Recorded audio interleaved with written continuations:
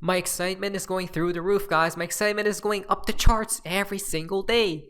Because no one is safe. We're about to expose every cryptocurrency out there, guys. Are you guys ready? Tether, Ethereum, and Binance in today's video. Pay very close attention. First of all, they warned you about the 17 million Ethereum unlock, but there's something even worse on the horizon. Oh, what could it be? Again, a connection to what? Ethereum, right in front of our eyes. Another 104 million Ethereum is already unlocked. When holders dump, I'm guessing from staking, I'm not quite sure, but when holders dump, it will create $172 billion of sell pressures. Wait, what? 172? Guys, are there buyers? Of course not. Send it to zero. Oh, of course there is. Guess what? Tether will be buying it up like no tomorrow, right? They always do. Everything's propped up. Tether is the USDT. A lot of inflows. So they're basically the what? Tether's basically the Federal Reserve, right? 100%, guys. Quote unquote, not everyone will sell their Ethereum. Even if only 10% of holders sell their Ethereum, that's still $17 billion of sell pressure. Where are the new buyers? Of course, we're not in a bull market, so to speak, or we can be, because if the bottom is in, it's in, right? But that's another story in another time, for another time. But stablecoin market cap continues to shrink. The Binance regulation has only started. Oh, I might buy Ethereum at $80 for the bounce. Guys, when the collapse takes place, Ethereum is not going to 80. It's probably going to $1, if not zero. Well, FTX didn't go to zero, right? No coin will specifically go to $0, guys, but it'll fluctuate around, right? Very low prices. Now, this is who you guys are putting your trust on. Come on, guys. Guys, I'm not making this stuff up. You have your trust on Vitalik. Just, right? Okay, so we know Sam Bankman-Fried looked a little bit suspicious, but if you don't believe it, guys, if you don't believe Vitalik, oh my. Vitalik looks super suspicious, right? More so than Sam Bankman-Fried, right? The only professionals in this space are Brad Garlinghouse, David Schwartz, Chris Larson, right? The Ripple team. Come on, folks. The Ripple, the only legit project out there, Ripple, right? So let's prepare. Now, Binance is very shook at this point. Why? So we're going to be talking about that. But first, Justin, Binance takes over 98% of all Bitcoin spot trading volume, right? Binance does. So if Binance collapses, what's going to happen with Bitcoin, for example, right? And it's obviously going to trickle down to every other coin out there, right? A lot of people are talking about there's a lot of Binance FUD, but no, there's not, guys, right? I'm glad that it's all coming to light, but they're not. Don't worry, guys. They're not going to collapse it here at this today, right? They're not going to collapse it here at this time. They're going to wait till the collapse, right? Damn, what a monopoly! If Binance fails, that would be catastrophic for crypto. And guess what? Binance is tied with Tether, right? No one is safe, folks. Okay, here we go from CZ. He states this immediately yesterday, guys, or today, I should say. He comes out and states this, right?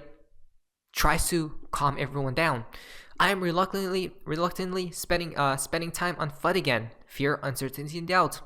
But that isn't FUD, guys. We know the game plan. We know the truth. Forbes wrote another FUD article with lots of accusatory questions with negative spins, intentionally misconstruing facts. They refer to some old blockchain transactions that our clients have done. They called out Tron, and Amber Group, Alameda Research, etc. Interesting. So he's trying to calm everyone down, guys, right?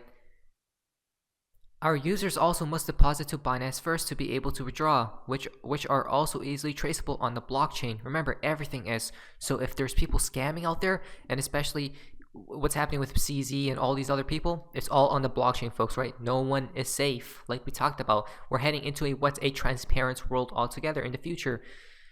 So, and then he talks about they ignore the deposit transactions and whatnot. The article tries hard to categorize Binance and FTX together, including the choice of this article title, right? Guys, Binance and FTX are very similar. We have known this. Come on, guys, right? And then if you go down here, we implemented proof of reserves using a new zero-knowledge approach. Suggested by Vitalik. Wait a moment. Suggested by Vitalik, right? We're talking about Vitalik here, folks. Do you not see who this person is? He's looking very suspicious to me, guys, right? I'm done, guys. No. Basically, Vitalik suggested that idea to CZ, right? Binance holds user funds one-to-one always. Is that really true, guys? Most definitely not. Oh, and then CZ brings this card, and my Chinese ethnicity is brought up again, as if that mattered. Wow, he really pulled out a card, guys, right? It's not about nobody's ethnicity, guys, because look at Vitalik compared to CZ. Of course, it's not about ethnicity. You know what it is about?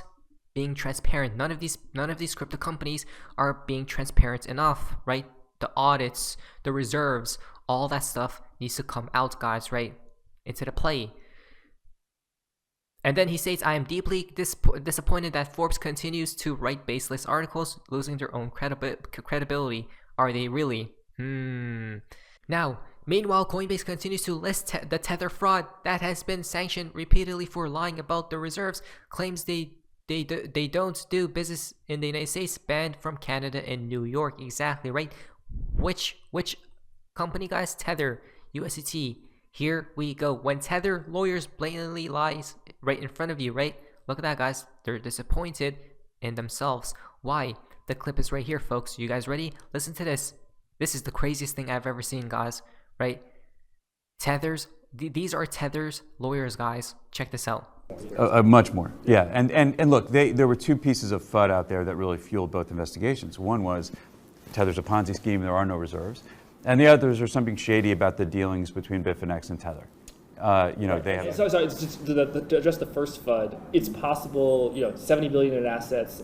It's possible instead of having only 0 billion. So when people say they don't have the assets, it's not necessarily they have 0 assets. It could be short a few billion.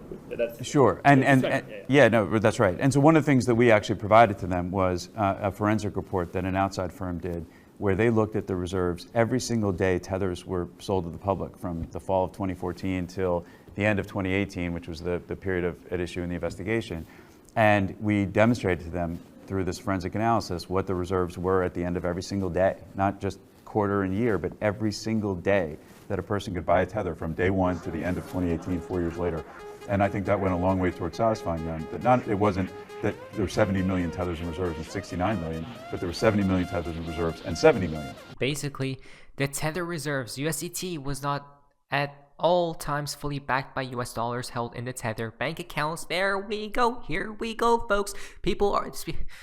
If you can't see what's about to happen with Tether and Binance, then I truly do not know what to tell you guys, because let's read this.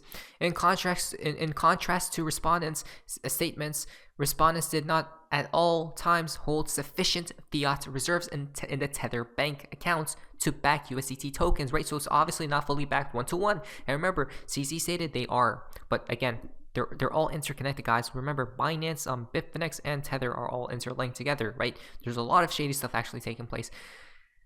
And obviously, they're not going to come out and state that, hey, we're doing all these shady stuff, guys. They're not going to come out with that statement, right? Of course not. Now, to the USDT tokens in circulation for the substantial majority of the relevant period. Indeed, for the time period of September 2nd, 2016 through November 1st, 2018, the aggregate amount of fiat currency held by Tether in the Tether bank accounts was less than the corresponding USDT tokens in circulation on 573 of 791 days, meaning that, contrary to respondents' representations, the Tether reserves were quote-unquote fully backed by fiat currency reserves held in the Tether bank accounts. Only 27.6% of the time, right? 6 and 9. Instead, at various times, Tether maintained some of the Tether reserves in the bank accounts other than the Tether bank accounts. Tether represents that at times it also included receivables and non-fiat assets among its counted reserves, and further represents that Tether has not failed to satisfy a redemption request for Tether tokens, right? Then we go down here, beginning on or around May 5th, 2017, respondents began depositing some of their cash holdings, including funds compromising the Tether reserves, in an account at Bank One titled in the name of the individual serving as Tether's general counsel in Trust for Tether Limited. Beginning on or around June 2nd, 2017, some of the Tether reserves were held in Bitfinex's bank accounts. There you guys go. Bitfinex, Tether, they're all interlinked, guys. Don't forget Binance, of course. Everything's propped up and commingled with Bitfinex operational and customer funds. Wow, customer funds, you say? You don't say customers' funds? I can't believe it. customer funds, huh? Amounting to approximately 382 million by September 14, 2017. On September 15, 2017, respondent Tether International opened an account in its name.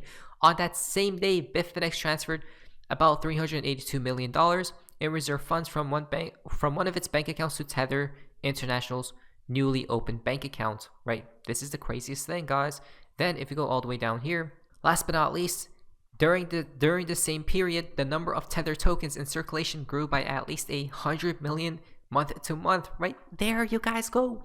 On June 1st, 2017, there were at least 109 million Tether tokens in circulation. By July 1st, 2017, there were at least 214 Tethers in circulation, right? It keeps going up, guys. But do they have the funds to back it up? Of course not. By August 1st, 2017, there were at least 319 million Tether tokens in circulation, and by September 15, 2017, there were at least 442 million Tether tokens in circulation. During this time, the amount held in the GC Trust accounts never exceeded $61 million.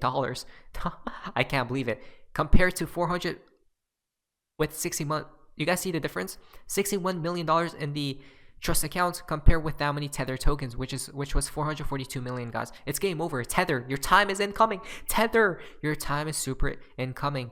Don't worry, Binance, your time is incoming as well. We're not making any of this stuff up. Pay very close attention. And that is all, folks.